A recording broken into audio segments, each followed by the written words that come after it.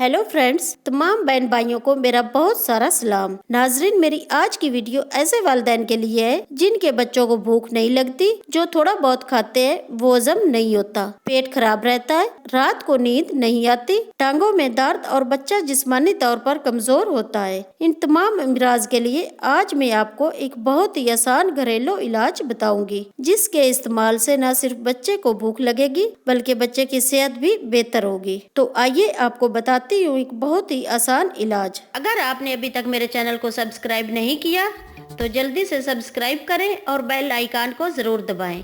ऐसा करने से मेरी हर नई रेसिपी सबसे पहले आप तक पहुंचेगी।